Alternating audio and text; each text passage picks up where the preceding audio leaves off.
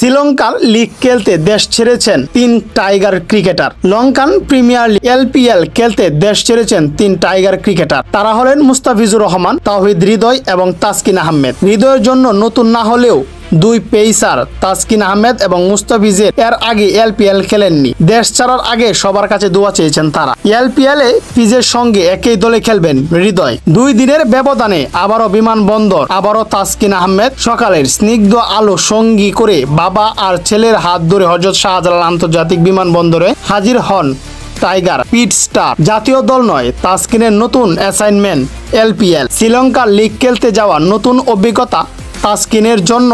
এর আগে IPL, PSL থেকে ডাক পেয়ে বিসিবির এনওসি না পাওয়া খেলা হয়নি তার। তবে বিশ্বকাপে হতাশার পর ফ্র্যাঞ্চাইজি লিগে নিজেদের অবস্থান পাল্টেছে বহু। অনুমতি পেয়েছে তাসকিন। শুধু তাসকিন নন, শ্রীলঙ্কার বিমান ধরার দলে ছিলেন মুস্তাফিজুর রহমানও। নিলামের আগে নিজেদের আইকন প্লেয়ার হিসেবে তাকে কিনে নেয় ডাম্বুলা সিক্সার। ব্যক্তিগত গাড়ি থেকে নেমে কিছুটা স্বভাবসুলভ ভঙ্গিতে এড়িয়ে যান গণমাধ্যম। তিক্ত হাসিতে যেন বুঝিয়ে দিলেন করতে চান দারুণ কিছু। গেল এলপিএল এ জাফনা কিংসের হয়ে হৃদয় বোলানো ব্যাটিং এখনো সমর্থকদের চোখে লেপ্টে থাকার কথা। এবার খেলবেন মুস্তাফিজ দল ডাম্বুলা সিক্সার্সে।